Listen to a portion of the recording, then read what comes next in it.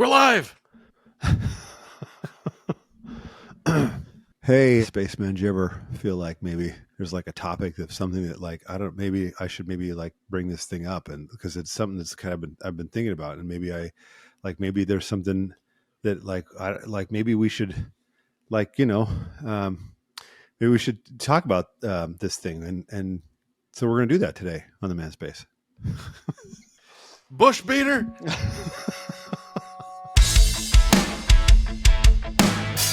Welcome to the Manspace podcast. We're your hosts, Doctors Matt Brown and Rob Porter, and clinical therapist Mike Porter. Dude, your thing from last week, your fluke rig. I freaking love that thing. I was just telling my oh wait, hold on. Welcome, Spaceman. There, we're all welcomed in. Everyone's welcome. All are welcome. I was just telling my clients today about this woman that I ride my bike past. She goes out walking. She's probably in her 70s, and she wears, I'm assuming this is a wig, a like purple, sometimes green wig with pigtails. Wow. She's just out there bopping around with her pigtaily hair that's purple. I'm like, and not like just a morning walk. Yeah, and not like quote unquote old lady purple that's kind of like you dyed a hue of lavender. Yeah, but this is like punk rock purple. It's like, nice. Wow, you are getting out there and living your best life. And I always think, I hope I'm that person when I'm like 70. Like, I look amazing in these leather pants, so I'm wearing these leather pants. Even if everyone's like, what's that old guy wearing leather pants for? That's creepy. I feel like I should be able to do that. Yeah, there hasn't been much that would need to dissuade me from wearing leather pants. Like it doesn't take a lot. But the one thing I always think about is like, dude, I'm like getting tight-ish pants off is a pain sometimes. Can you imagine? Like it's like peeling your skin off. That's in leather pants. I feel like I never got on the skinny jean thing because I don't. I generally speaking, I never thought anyone should be on the skinny jean thing. Mm-hmm. But then you'd see some people where it's like, you're not pulling those off. And I mean, literally. You're talking like true like skinny, like pegs. Oh yeah. Back bottoms. During the, like maybe 5 years ago when everybody was wearing super tight jeans. Mm-hmm. And it feels like, dude, especially when people like didn't have a spouse or a partner, I'm like, how do you get those off? Like, how long does it take you? Do you have to lay on your bed and like kick? Because once you get down to a certain point, it's like, what do you do? Like, that's what I mean, man. I don't get leather pants. And can you imagine being a sweaty rock star trying to peel those off after a show? Maybe the implication would be somebody else, wink, wink, would be peeling them off for you. Also, can you imagine sweaty leather? That's disgusting. Yeah, that's what I mean. Although, are they ever? I wonder how often are they leather and how often are they like pleather, which is worse. Yeah, either way. I guess pleather would just repel it, but leather would absorb your sweat, dude. Just imagine like sweat-soaked cowhide. Do you think maybe it's like if you're a rock star, it's like these are one and done, man. I'm not wearing these ever again. I got a razor blade backstage that I just peel these babies off with. That's the end of my story. And the end of joke time. Jokes are over. They're not over because I'm sitting here thinking, Mike's not here today. That lazy turd. It's kind of funny that he's not next door to me now. Because now it feels like, I feel like I have to check in with you guys now when we do these things. Like, even though, like, you were just up here last week, but it feels like, yeah, but like, what's going on, man? What's happening in your life? What if Mike is sitting on his new couch with a big bowl of burnt ends right now, just laughing at us? So, as our intro implies, this happened actually earlier today where I don't think this person listens to this show, so we're cool. Where they, the wife was trying to ask this like question because she's like, I don't understand. Out of nowhere, he went from 0 to 60. And I said, well, that means he was probably idling at like a 45. And you just didn't know it. She's like, I know. I was like, so we got to figure out what the 45 is.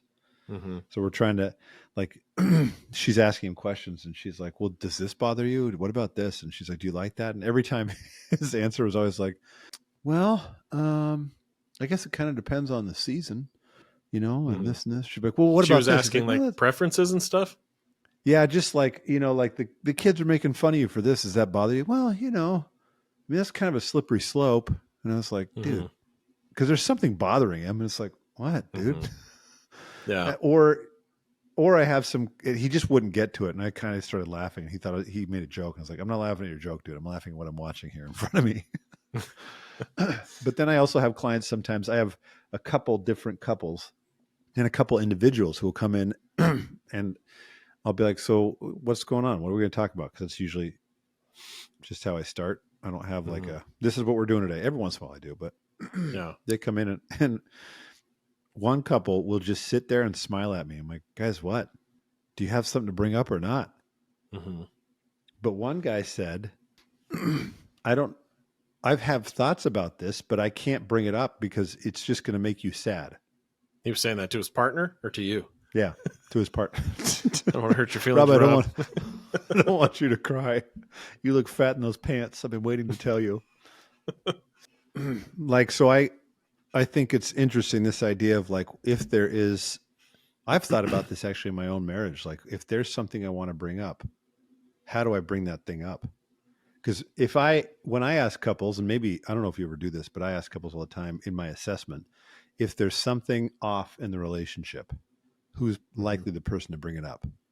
Mm-hmm. And at best, I'll get an answer of like, oh, I think we both kind of do. But most of the time I'll get like, they'll both point usually to the female. Mm-hmm. Not always, but most of the time, which could imply that men don't know how to bring up issues. Yeah. But I've recognized, this is one of the things I like about doing this show, is that sometimes when I talk to you, I'm like, oh yeah, he's got to like because the way you see things differently, you approach your clients differently than I do. And so I think I've been learning over the years. I used to be like, when I started doing this therapy thing, I felt like, dude, men are such idiots. And I would say that in sessions, like, dude, men are freaking idiots. Like, we are the worst. And I'd apologize to dude. I'm like, I'm a dude too, but we're idiots. And I can still say, yeah, men are idiots. But I can also say, I actually was thinking in the shower this morning too, like, we should do an episode on how women are idiots. That'll go over real well. But maybe it would, depending on how many men are listening. Where am I going with this? I'm just thinking about like, is your perspective the same as mine? Like, I think sometimes in sessions, I'm not going to say women bring issues up better than men, but they do seem to bring them up, at least from my perspective, more confidently. Sometimes it's like terrible, but they bring it up very much like, here. And men are like, well, and I'm always like, what are you trying to tell me, dude? I don't even understand what you're getting at. Mm-hmm. Yeah, no, I think that's definitely been my experience way more often than not. And I think, I can't remember who said this, but somebody was saying like, one of the reasons men hate couples therapy is that generally speaking, women are much better at articulating their complaints, and men are much more likely to avoid conflict. Mm-hmm. So it just sets up the dynamic that we've talked about before, where, it's easy to go with the woman's complaint as the agenda for the session. Right. And he's just trying to like basically say everything that needs to be said to calm the complaint down or whatever. And then he's just like, until next time. I'm like, see ya. Like, I hate coming back in here because we do the same thing all the time. So I don't think that means that just because women raise the issue more often, that they're necessarily doing it effectively. Like, right, they can articulate it but a lot better. Yeah, they're more confident. Yeah. And I think that because men generally want to avoid conflict, they tell themselves stories based on evidence or just based on a desire to avoid the conflict that nothing's going to change anyway. So what's the point in talking about it? And so, right, like, why am I going to spend time trying to figure out how to articulate it? Because it's just going to get shot down, because I'd prefer us not to have conflict you would prefer us to resolve issues. So you're going to overpower me if I bring anything up anyway. And we've seen that happen before, right? Where sometimes when men do raise an issue, sometimes it quickly gets dismissed, and vice versa, right? But I think, but yeah, it is I would say, and I think even like Sue Johnson says that in all of her books too, right? That generally speaking, there are much more women pursuers than men pursuers, and much more male withdrawers than women. Yeah. So I think that touches on some of the biology we've covered in past episodes too. And, but I guess it's the way that it's brought up, and the way that it's received. Like if that doesn't go well, or one part of that doesn't go well, like nothing else goes well. And I don't think we really know, or maybe we know, we just don't put into practice very often, like effective ways of bringing an issue up and addressing it. And I think it was John Gottman that said, based on all his research, that like, if you're still talking about an issue like 20 minutes in and you haven't felt any resolution, it's probably not going anywhere. Just stop. Like, it's a good marker to say, we started on the wrong foot and we're going to talk for 2 hours about this and feel worse. Yeah. What's interesting about that though, because like, I think this idea of like effectively bringing up an issue, I want to talk about that because I think I want to mention like, these three things, or, this is what I tell couples to do. Because it's not just men, because just because a woman is bringing it up more or more confidently doesn't mean she's doing it effectively. Mm-hmm. I've had many, and we'll touch on lots of things we've talked about in previous episodes in this, at least in my thinking about how we bring up the things we're bringing up. But it's kind of funny that Gottman quote, it's really hard. Like I watched a couple for probably like 20 minutes at least today, just watched and listened because they were kind of feeling like, hey, we're doing pretty good. And so I was like, I'm just watching to see where they're at. And at some point I was like, they just kept going and repeating themselves over and over. So this is Gottman's thing of like, hey, if it's been 20 minutes and we haven't had some sort of like, oh, okay, I think we're moving somewhere, then we're not getting anywhere. The hard part is for me is thinking, sometimes you guys aren't talking about what you actually think you're talking about after that. It's sometimes you're 20 minutes in, it's like, what are we actually talking about? And I wish more people were willing to pause and say, hey, wait, this isn't working. But we get so stuck on getting to that resolution that we think if I just say this one more time this way, or if I clarify this point, you'll understand and then we'll get there. But it's because Gottman, if he's saying it's not going to resolve, at least not in that conversation, he is saying pay attention to the way you're communicating and be willing to let go of the content in order to pursue the process of how you're doing it, which is really hard for people to do. And it's part of what it's actually interesting to think about why men wouldn't bring something up. And it's not because necessarily they're afraid, although we've used that word before, but it's partly because it's like, if I'm afraid of the endless cycle that will go on for 2 or 3 hours when we were just trying to talk about the dishwasher or whatever. Yeah. So I think I agree with that comment. And I also feel like, I sometimes think, because this is part of my, how do you bring up an issue? I sometimes think we don't know the issue that we're actually bringing up.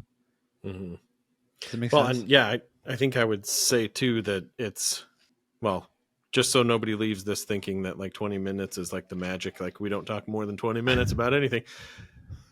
What he's saying is like, if you're 20 minutes in and you still feel as heated or more, then you're probably not doing it right.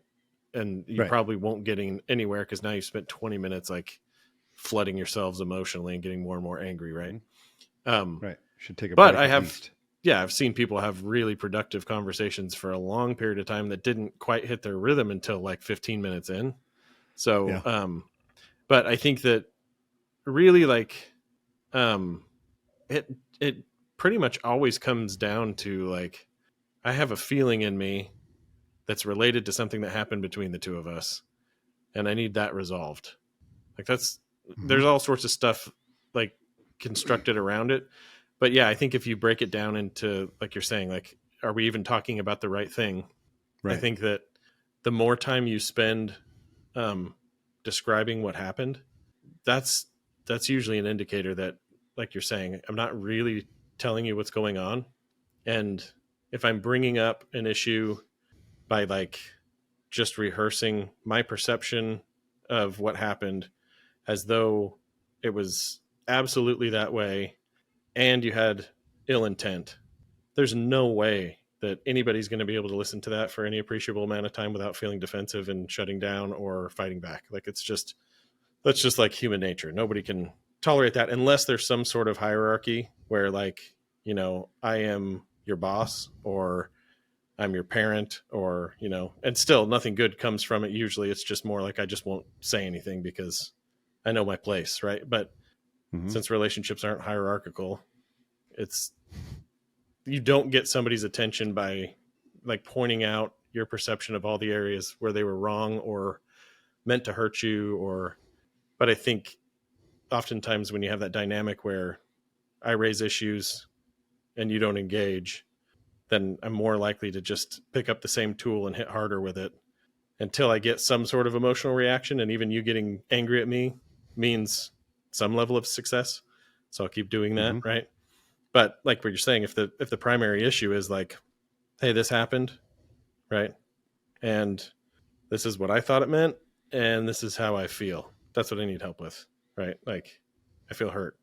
And if the other person can hear that without getting hung up on, you know, defending their own intent, which I think that, like, there's some ways to diffuse that, I think. But like, if you don't get hung up on that, then you can tune into your natural feeling of caring for that person's pain and, you know, acknowledging it basically. But there's just like so many trap doors along the way.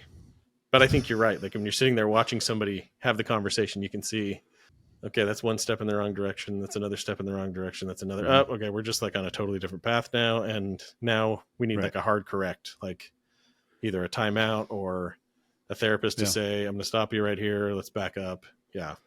It's really interesting. And actually, I think maybe at the end of this, I want to mention timeouts. Have we, maybe a long time ago, we talked about timeouts specifically of how you do them correctly. But because I think it's valuable information.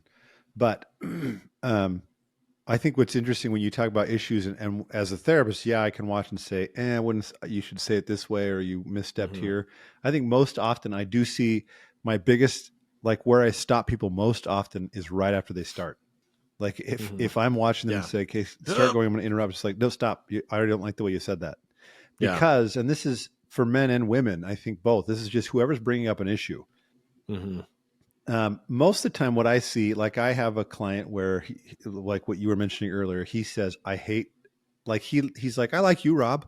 I just hate going to therapy. I was like, yeah, I know. Why? He's like, cause it's just, we just come in here and talk about what an idiot I am. And I was like, yep. And at some point in the session, she wasn't using the word idiot, but she did say essentially like, well, yes, you're being an idiot. So I have to tell you when you're being an idiot. I was like, and so I said, well, tell me what you're trying to tell him. She's like, well, and then she starts off by saying, so here's one of these idiot things he did. And I was like, okay, stop. Like, how do you want him to engage with you if the first thing you do is punch him in the nuts? He's not gonna be like, oh yeah, okay, I'm ready. I'm ready to talk now. And I've seen that both directions. Although because I do tend to see more female pursuers, the female is more likely to be the one who will say, here's my complaint about you. But you kind of highlighted, and this is my kind of like step one. I do think you have to know what you're bringing up. And I know that sounds very like, well, duh, I'm bringing up the fact that I don't like that he or she just said this. Yeah. And I think, yes, you are, but why don't you like that? And that's the part, like, like I will tell people, go pay attention to, excuse me, why you did this thing or that thing. And if you say, if the first thing you think in your head was, well, I was angry, then I'll say you haven't gone far enough. And you have to figure out why that made you angry. And I think men sometimes have this aversion to like, I'm not emotional. And I think you can be not emotional, but still like state your feeling. Mm-hmm. Like saying I have this feeling is not being emotional. You're just saying, hey, look, I have this feeling. I don't like the way it feels. Mm-hmm. We do it all the time with like, well, you know, we've talked about this too, because men aren't great about it's like what I'm doing right now. I have this the news flash, my other leg now. It's not my hamstring. It's something in the front. I don't know what it is. Dang. I don't know. Like it just kind of like when I stand up now, I actually only use my right leg to stand up. My left leg is just along for the ride. Because if I put pressure on, it's like, ow, it like from my, essentially my groin down to my knee. Man. But I'm dumb enough to just be like, well, I'll just ride and run on it anyway. Because after the first, like, you know, and when I'm riding after the first mile, I don't feel it anymore. Mm-hmm. So I ride in pain for a mile. Like It goes numb. yeah, basically. But I think we're pretty good about, unfortunately, just saying, I'll just ignore that thing. And I think there's nothing emotional or irrational about saying, hey, I don't like the way this feels. So you were mentioning this earlier. I think if I'm going to bring something up, if I'm going to go to my wife and say, hey, there's something I want to talk about, Mm-hmm. I might be saying so that she knows what I'm talking about. I might say, you know, that conversation last night we had, or when you said this thing, Mm-hmm. I felt really dumb there, or I felt like you thought I was an idiot, or I felt like even if you just said that hurt my feelings, Mm-hmm. like I want to talk about that. I need some help with that. Like the help you may not be saying I need help. You might just be saying, can you not do that? Sometimes it's okay to make a request. Like you said, I look fat in those pants. Apparently that's my thing for Mm-hmm. everything. And it's just like, Yeah. can you not do that? I don't need to hear that. If I want to know, I'll ask you, but otherwise, can you please not do that? But then I've been Mm-hmm. very clear. I know what it is I'm bringing up. I'm not saying you're a jerk, which is where most people often will start because they've already thought through the whole conversation in their head. Mm-hmm. They know that if I just say this, he'll do this or she'll do this. And so this, and this. So they already have, they show up defensively, anticipating the responses coming back. And so instead of saying that hurt my feelings, they have to have justification for why their feelings were hurt. And the answer will be because you're a jerk. That's why my feelings were hurt. And then the other person's it's just going to spiral out of control. And then you're going to think, I don't know why I brought this up. Mm-hmm. So my number one thing is, gosh, man, my number one thing is know what you're bringing up in terms of something feels off to you. That's what you're bringing up. So you have to be able to know what that feeling is, because otherwise you're just going to make a complaint to the other person. I don't like the way you load the dishwasher. Mm-hmm. Well, why not? I think there's a more effective way. And maybe if you did it more effectively and did it faster, then we could actually hang out at night instead of you ignoring me all night. Yeah. Right. But the issue there is I want to spend more time with you. Yeah. So that's the beginning. I don't like, because you mentioned this idea. You had, it sounded, maybe if you summarize that, I don't know if you remember, but you kind of said it in these, like, you say this, then you say this, then you say this. Yeah. What's your tips? I think you're what you're pointing out now is crucial first, right? Because it's almost like can we talk, which, you know, he's always like, oh crap. But defining, what are we talking about? Right. That helps, because I think then it prevents you from bringing up or bringing into the conversation every other time you felt that way, which is really overwhelming, because then it skews the perception that we're like trying to resolve a list of issues versus a feeling. Right. But I think when you bring up an issue, and even as you get down to the deeper feeling, like, hey, when you said blank, you know, I felt this. It has to be really, really clear that you're speaking for yourself, and that you are the one taking responsibility for the resolution of that feeling with the support of your partner. And we're generally really horrible at this. It's almost like the bystander effect thing, where basically like isn't that the one where it's like the less people that are bystanders, the more likely someone will step in and help? It's like some sort of deferred responsibility principle, right? So the more people that are around, the less somebody else. The less someone will feel responsible to do something about it, right? But But in relationships, I think it's the exact opposite. I think we take the logic from the bystander effect and we say, if I make you feel responsible for this, then you'll do something about it. And it's like, you probably will get the behavior you want, but at the expense of the relationship long term. So I need to communicate to you that, like, and this is the vulnerable part, right? Like, when you did this, this is how I felt. And I know that those are my feelings, right? But I'm saying it in a way that communicates that I'm responsible for it and I understand that. Meaning, like, only I can resolve it truly, but I'm putting myself in a place where I'm hoping that will matter to you and you'll step in and help me a bit. Right. But I think we don't handle that anxiety well. So we oftentimes just like give this super long justification for the feeling. So there's, like, in our minds, no way to refute the fact that, like, well, obviously I felt that because you did blah, blah, blah, blah, blah, blah. Right.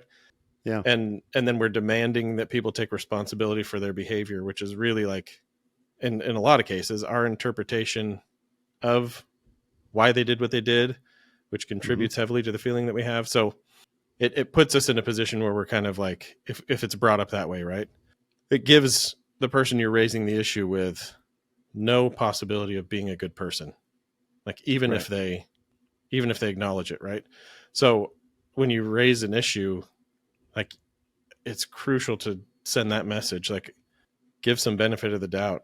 I know you probably didn't mean this, or, hey, I know you're a good person, or, maybe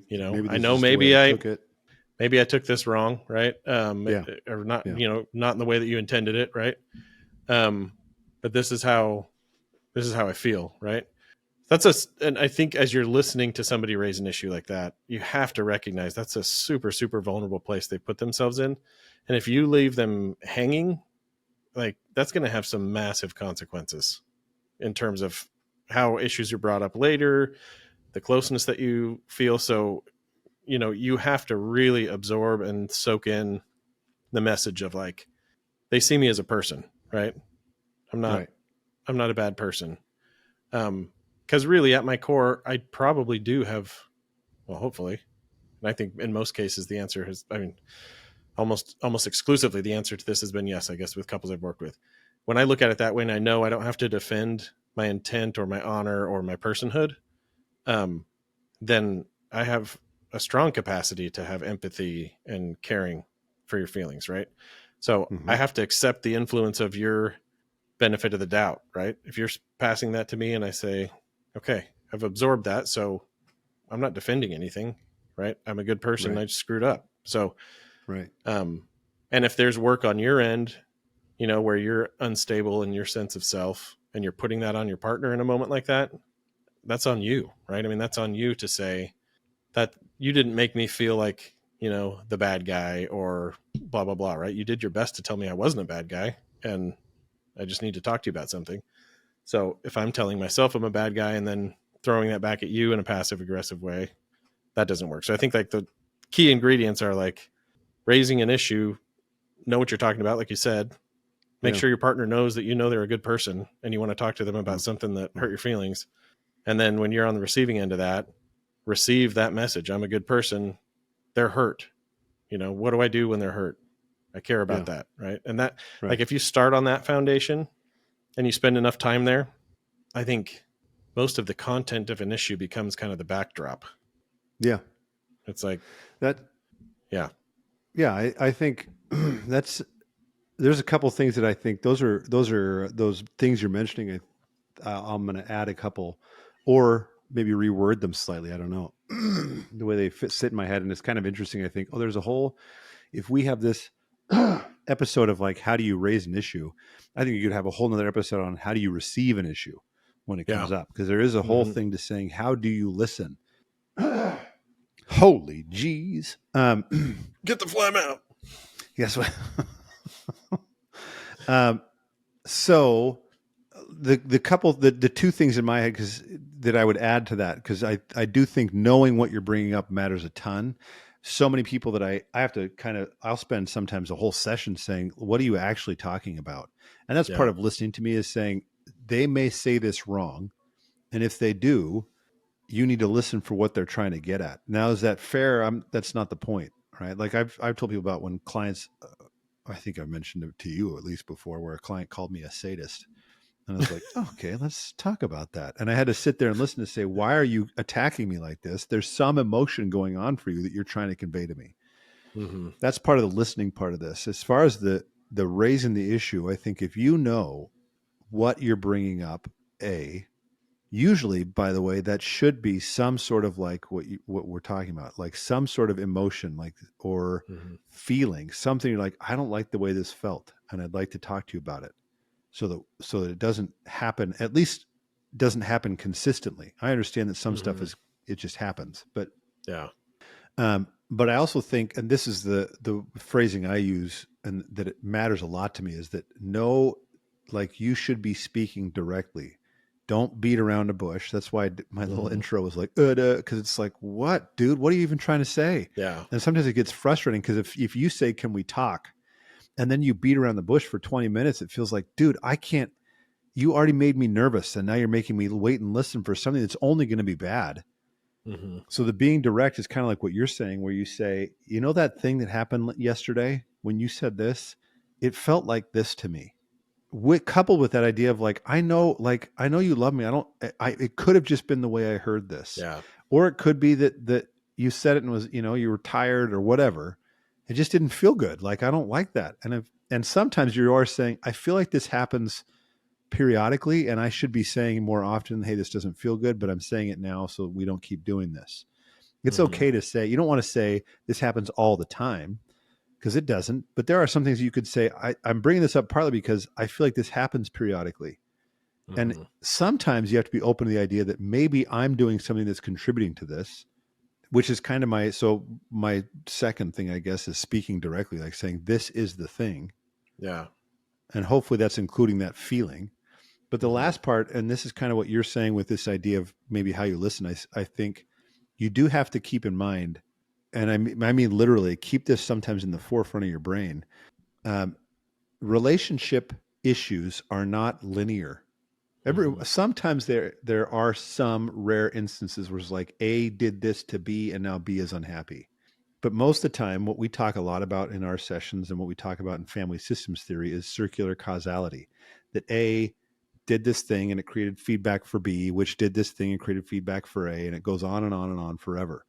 So if you come to somebody and say, I'm hurt because you're mean, I don't actually know if that's true. I have hurt people. As a therapist, I've hurt someone doing something that was not mean, but they were hurt. So if they say you're being mean, I will say, I'm not being mean, but I know you are hurt. Mm-hmm. It matters as the speaker to recognize, I'm hurting. I don't know exactly all the reasons why I'm hurting. Like, it could be that I do know that when you said this thing, I started to hurt. It doesn't mean you were trying to hurt me. Yeah. Sometimes it means it hurt because when I was 7, my friends always used to say I look fat in my pants. Your leather pants. And so when you were trying to stop me from wearing pants that I don't look good in, it hurt my feelings. But that's not actually because you were mean.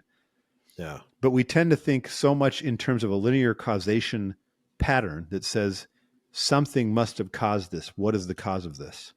But in relationships and inside of our own brains, there's so many factors that go into something like that. You have to keep in mind the idea of, I don't know exactly where this is coming from, but I do know that I feel this. Because then you're less likely to approach someone and say, you've done something wrong and you need to repair it. One of the things we want to have happen when when we want someone to take responsibility, in our mind, it's telling us, if they say, oh, I did that, then it will be valid. It will validate the feeling we have. So when we need somebody to say, I'm sorry, it's because, like, if you say I'm sorry, then I'll feel better. Not necessarily.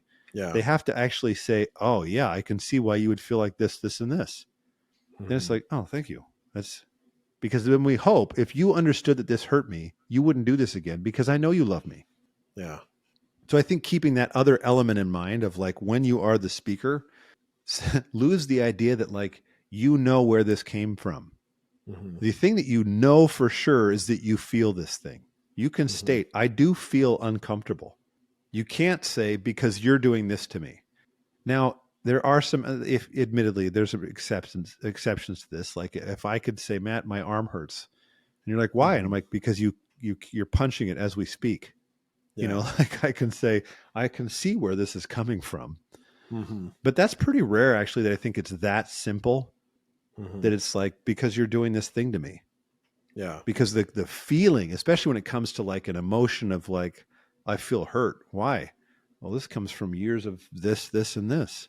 Mm-hmm. So it actually, it sounds maybe complex, and I'm probably over explaining it. And that's where people are like, yes, Rob, you are. But it, in my head, I think it simplifies it, because you are saying, I don't know exactly all the places this came from, but I want to talk to you about this. You just said this, and now I feel like this. Can we talk about that? Yeah. Because you have to be open to the possibility that they will say back, well, I said that because you said this. Mm-hmm. And that could happen. You know, I Yeah. said you look fat in those pants because you said my hair looks dumb. Mm-hmm. And it's like, oh, then you can end up in a whole new conversation about, yeah, I'm kind of mad at you lately. Yeah. So I was trying to hurt you. Yeah.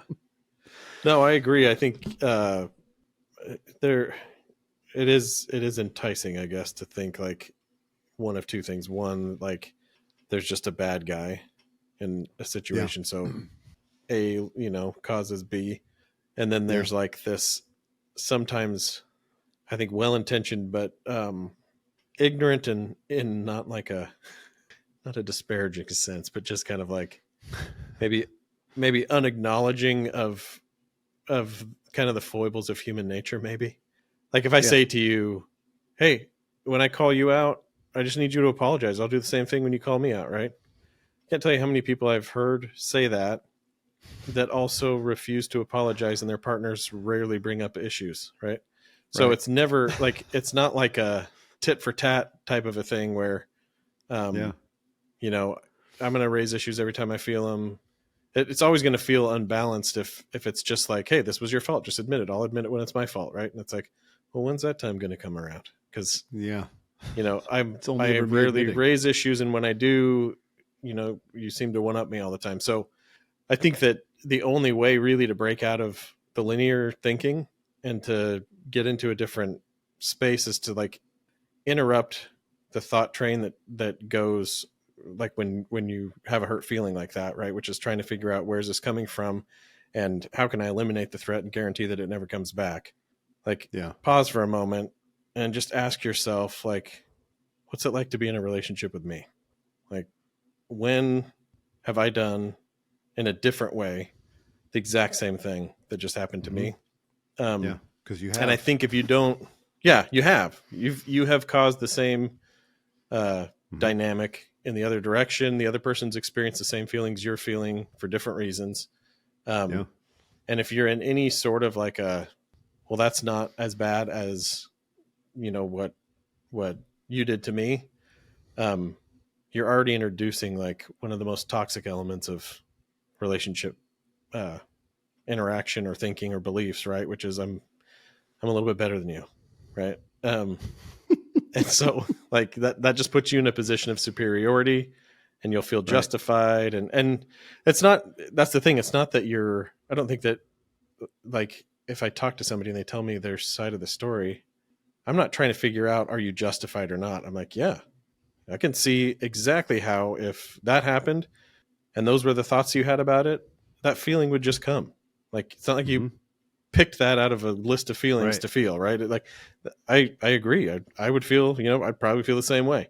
But that's not really the point. The point is like, I've done it to you, you've done it to me. So how do I approach you as an equal and say, it's similar things, right? Like, hey, I know I've probably made you feel this way before too, but here's what happened. Like, when you level the playing field and you say, I'm not your superior, right? And I'm also not going to be kind of a silent, passive aggressive, resentful inferior either. That's just as bad. But like, but sometimes we're not as quick to highlight that part of the cycle, because it's like, oh man, this person's just getting beat on. They never even say anything bad. And they'll be like, I let everything go. It's like, well, do you? Or is it still in there? And you like launch your arsenal of complaints that you've stored in your closet once it hits a breaking point. And that's usually what happens, right? Yeah. So I think highlighting any inequity in terms of like where you're placing yourself, like, am I better than you? Am I, controlled by you? That has a lot to do with your own ability to speak up for yourself. Yeah. there's a guy that has this workbook for couples, and the way he puts it, I just love the wording. It's like, speak up for yourself and don't make a big deal about it. Like, That's good. I like that. Why would you make a big deal about it? That's what you do as a person in a relationship, is you are your advocate, right? Expecting somebody else to be your advocate at the expense of their concerns doesn't work, right? But so it's like we treat that as though it's something we shouldn't have to do, when it's like, that's a totally normal part of any healthy human interaction. Yeah. You do have to speak up for yourself. But your energy and maybe the way that you present it could be a reflection of how anxious it makes you to do that. And what's that about? Like, why is it hard to speak up for yourself? Do you not think that you're valuable, or do you expect that the other person should just like worship the ground you walk on? Like, what's behind the reactivity about doing something that's expected in a relationship? Right. I think that's why I mentioned that idea too, of like, don't think through the conversation before you've had it. Mm-hmm. Because then I think that's where, like, well, if I say this, then she'll do this. Mm-hmm. Well, then you're going to be anxious to bring your thing up because you're anticipating she's not going to respond well. Yeah. Or he won't, or what, but yeah, I really like that. I kind of got stuck thinking, I mean, I've talked to clients about that before. I don't think I've phrased it that way. And so I like that idea of like, you should be your own advocate. Like I do hope that, in situations, I will advocate for my wife. She'll advocate for me. But when it comes down to me and her, I think, yeah, I'm the one who should advocate for me. You should advocate for you. Doesn't mean to say you won't look out for each other, but I need to be able to speak up for myself and say, well, I want this. I think I mentioned this in previous episodes recently, where I've had multiple clients where I've said, well, this is your relationship too. And the look of like, huh? it is. It's like, it's never occurred. It sounds like they're a guest in their wife's relationship.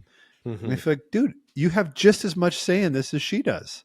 Yeah. You should be able to say, hey, I'd like this. Can I talk about this? Mm-hmm. But I do think, and I like the stuff you're saying, I think, as a reminder to all our listeners, like, it does take it takes practice if you're not used to this in some ways, to be able to kind of say, okay, what am I thinking and feeling? And how do I just kind of state that? But it also doesn't have to be so complicated. It's just sometimes saying, well, this is what's going on for me. Don't make it's not like a big, here's my moment. It's just saying, hey, I don't like the way that feels. Yeah. And it's not like, well, therefore all things should shut down. It's just saying, oh, okay. Mm-hmm. I think don't make a big deal out of it. I think is a really, I think we make big deals because we hold it for so long that it's like, well, here comes everything. Yeah. And like anticipate that. And I think this is the tricky part, right? There is some truth to the fact that like subtle bids in relationships are important, right? Like you should be able to like send subtle signals. And if you're attuned to your partner's going to pick up on it and say, hey, are you doing all right? That's a really important part of a relationship. But if it's all that, right? If it's like, hey, I think we should buy this car. Okay.